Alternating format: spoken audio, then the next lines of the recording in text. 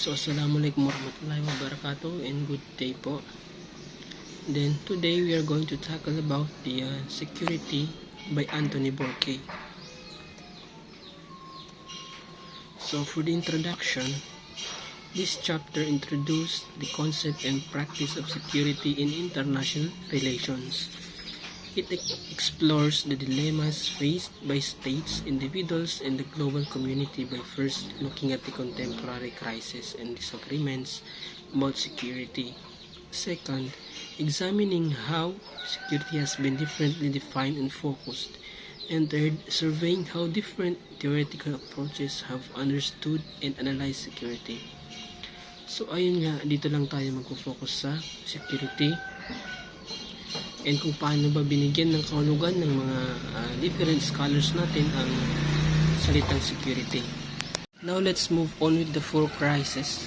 So itong apat na halimbawa dito na kung saan parang pinapakita niya na if a country is not totally secured, then talagang magkakaproblema ang isang bansa.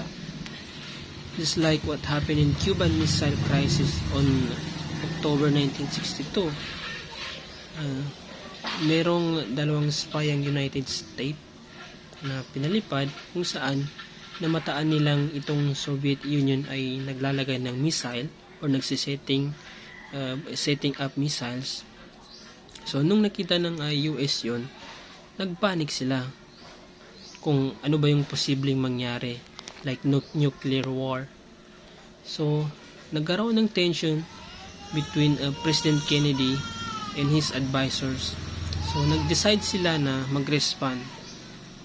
Pero mas minabuti pa rin ng USA na makipag-negotiate sa Soviet leader kasi alam nila na magko-cause yun ng nuclear war. So ayun nga, nagkaroon sila ng negotiation, which is si US hindi na niya i-invade ang Cuba, and for exchange si Soviet ay tatanggalin na nila yung missiles na nilagay nila doon. Pangalawang crisis naman ay sa ASEAN financial. So ang pangalawang crisis naman crisis yung Asian financial crisis on July 1997. After ng butuhan, so nangyari dito sa Thailand, bumaba yung maraming tao pinatay, maraming bahay in just one day. Ang sinira, ang value ng pera nila. Nag-lead ito ng humanitarian crisis. Bankruptcies, massive falls in economic growth, and nag-intervene na itong international. So bumagsak yung government community. Nagkaroon ng protests, riots, and civil restore peace and protect peace maraming buhay people. Pangapat, so nagkaroon ng widespread September 11, hindi lang sa Thailand ang napektuhan, as 9/11. Also, ang Thailand's neighboring countries of plano ay talagang napektuhan din sa United States na bumagsak sa World Trade Center ng USA. So, nasa 300 yung September 11 attacks. A group of terrorists hijacked 4 planes. 2 planes were flown into the twin towers of the World Trade Center in New York, another into the Pentagon, and the fourth crashed in Brazil. So nearly 3,000 people and thousands ang na-injured. And doon na nga nagsimula na mapalitan yung view ng mga tao regarding sa security. Sa time na rin na ito, nagpalit ng policy ang Bush administration. Nag-adapt sila ng new approach para ma-confront yung mga threat na ganoon. What do you think kung malakas ang security ng isang bansa? Posible bang mangyari yung mga ganitong situation? Yes or no? Now, let's define security. So, nasabi doon sa libro, The Political Nature of Security, ay nagkakaroon ng disagreement and biases. Kasi nga, people have different ideas about what security means, making it a political issue. Biases, dahil nga, different definitions reflect biases about who should be protected and how. So, according to the classical realist definition, like Walter Lippmann and Arnold Wolfers says a nation's security is about its ability to defend its core values even through war if needed. Ang kanilang idea ay nakafocus sa military power and national interest. So, naniniwala kasi sila na ang bansa ay secured kung kaya nilang protektahan ang kanilang territory at the same time ang kanilang institutions. Si Hans Morgenthau naman defines national security as protecting a nation's territory and institutions. He believes this is the minimum that diplomacy must defend without compromises. Ang idea ni Hans ay it's all about protecting a country's land and its government from any threats. So basically, it's about keeping a country safe from any harm to its territory and government. Ayan yung view ng mga classical realist. So now let's move on with the extended realist view on security. So sa kaibusan naman, mas gi-expand nila yung meaning ng security. Busan defined security as survival from existential threats to a nation. They emphasize extraordinary measures to address security threats. So ano ba yung mga existential threats na yun? Like climate change, financial crisis, poverty, corruption, terrorism, pandemics, and migrations. So in-expand pa nila yung traditional security na isali yung mga include non-military threats like environmental and economic. Kasi nga security is not just about military protection but also about ensuring economic stability, preventing political chaos, protecting public health, at iba pa. Critical writers' view on security believes that security should not just be about protecting the state or dealing with military conflicts. They argue for a more comprehensive approach that considers various aspects of people's lives. Si security, hindi lang siya dapat nakafocus sa state, kundi dapat i-address din niya yung mga issue like poverty, discrimination, and iba pa na nakakapag-restrict sa freedom ng bawat isa. So, ang broader approach na ito sa security, also known as security, critical security ideas. Ken Both's perspective is emancipation and freedom to choose. So, ang idea naman ni Ken Both is tanggalin yung mga obstacles or yung limitations na posibleng makarestrict sa freedom ng isang tao. Like discrimination or oppression. Pangalawa, yung freedom to choose. Halimbawa ako, kung may gusto akong iboto, wag nang pakialaman. Yun na yun.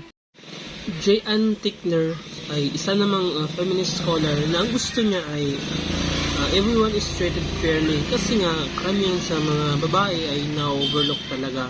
So, she emphasized social transformation na kailangang i-address and palitan for the betterment of everyone involved. Kay Anthony Burke and Matt McDonald naman ay kakaiba. Alam naman natin na ang security means keeping people and things safe. So, sa kanila, it is not just about safety. It is also about how power works. Kasi nga minsan ang gobyerno ay ginagamit nila yung security para makontrol yung mga tao. Isipin nyo guys kung maraming camera sa mga daan o mga street, pwede nilang ma-stop yung crime, yung mga krimen or etc. Pero parang hindi masyado nagiging free yung mga tao kasi nga palagi silang nakikita. So this shows how security can give more power to the government. So ano bang impact nito sa society? So pwede niyang ma-take yung some rights ng ibang tao. Yung mga tao parang pakiramdam nila na hindi na sila free, Now, let's move on with the realist approach to security. So karamihan sa realist countries ay talagang state-centered sila, nakafocus sa national security. And also self-help and military strength. Self-reliance sila. Hindi sila umaasa sa ibang countries na tutulong sa kanila. So most likely karamihan sa realist countries ay mga superpowers din naman. Kaya nagre-rely talaga sila sa sarili nila. Also realist ay talagang napaka-skepticism nila pagdating sa international cooperation. Kasi nga bawat isa ay may interest. Therefore, hindi natin alam kung ano ba yung iniisip ng like mabuti ba or maganda. Also, realist countries use coalitions, lalo na kapag may kaaway sila, talagang dinudurog nila yan. For instance, yung Israel pati United States. So talagang napakalakas ng bansang yan. And also, realist approach view on war as an inevitable. Kasi sa international, mayroong competition dyan. Bawat isa gusto maging mataas, gusto maging superpower, ayaw maangatan. Kaya war as inevitable, ayun ang view ng realist. Ang deterrence naman is defined as manipulating another's behavior through threats. Means trying to control someone's action by scaring them with threats. Just like sa USA, hindi yan sila basta-basta nate-threaten. Kasi one of the superpower country yan sila. Marami yung weapons, nuclear weapons. Kaya kung sino man yung kakanti sa kanila, talagang may kalalagyan. Talagang may kalalagyan. So, na-develop itong deterrence noong 1945 kung saan si United States ay na-figure out niya kung paano ba i-deal itong new challenges na dala ng nuclear weapons. So, according sa extended security, besides traditional military threats, gaya ng wars between countries, meron pang ibang bagay na nakaka-apekto or nakaka-harm sa safety ng isang bansa. Kagaya ng terrorism, diseases, or environmental problems. But some scholars or experts like Chok, migration daw ay pwede siyang makathreaten sa identity ng isang bansa. Pero hindi naman lahat ay nag-agree sa ideyang ito. Dito naman tayo sa liberal approach to security. Liberals believe that relying on individual states' power and deterrence is not enough for security. The threat of nuclear disaster require international rules and cooperative institutions to manage state behavior and punish wrongdoers. So mas gusto talaga nitong liberal na makikooperate in a peaceful means. Ayaw nila ng violenteng paraan. Gusto nila ng peace talaga. Ang sabi pa ng liberal dito na yung deterrence is flawed and unstable. So yun lang daw yung solution is disarmament. The only effective way to prevent major wars or disasters during crisis. And nagkaroon pa nga ng iba't ibang treaties like NPT, the Chemical Weapons Convention, the Comprehensive Nuclear Test Ban Treaty, and the Ottawa Convention na nagbabawal ng landmines. So these treaties aim to control arms and promote disarmaments. So si liberal security, meron siyang apat na concept. So ang una si collective security. Si collective security ay yung mga country ay nagwo-work together para gumawa ng mga rules and laws on a global scale. So nagpo-form sila ng groups pati organizations na maggawa ng decisions and to enforce these rules. Ang halimbawa nito yung UN Security Council kung saan dinidiscuss nila yung mga military actions kung kinakailangan. Pero minsan yung mga superpowers or powerful countries lang yung bigger influence, mas malaki yung influence nila pagdating sa decision. Pangalawa, common security. So it means working together with their adversaries. So instead makipagbakbakan, makipagbatayan sa isa't isa, why not na mag-work together na lang para ma-reduce yung risk ng nuclear one? And why not na mag-find ng peaceful solutions para sa mga conflict? So in that way, magbe-benefit ang lahat. Pangatlo ay cooperative security, which is combines collective, common, and comprehensive security concepts with a focus on the UN's role in preventing atrocities para ma-prevent yung genocide or crimes against humanity sa pamamagitan ng diplomacy and military intervention. Ang pang-apat is yung human security, kung saan gi-challenge niya yung idea ng cooperative security na meron pa daw ibang makaka-threat sa people's basic well-being, kagaya ng hunger, disease, repression, and disruptions sa pang-araw-araw ng buhay. So ang concept na ito ay malalaman natin kung ang concept na ito nire-recognize niya na ang security ay pwede siyang mag-arise sa iba't ibang pwede siyang mag-arise through social, political, and economic factors. Sa constructivist approach naman sa security, sinasabi kung paano ba yung ideas and belief that people share can influence international security. Halimbawa, kung mayroong belief na nuclear weapons ay kailangan for a country to protect itself. So, ang idea ito ay pwede niyang i-shape kung paano ba yung mga bansa mag-interact with each other and can impact global security. On the other hand, si norms naman is unwritten rules na sinusunod ng bawat isa. For instance, kung mayroong norms sa isang bansa or sa countries na hindi dapat i-invade ang bawat isa o bawat teritoryo ng bawat isa, so ang norms na ito pwede niyang ma-maintain yung peace and security sa iba't ibang bansa. Now, let's proceed sa ating last topic, the critical and feminist approaches to security. So, ang idea naman na ito ay mas nakafocus siya sa human security and security as emancipation. So, according kay Ken Both and Ann Tickner, na ang totoong security daw ay ang pagpapalaya sa mga tao from unjust social relations like gender inequality.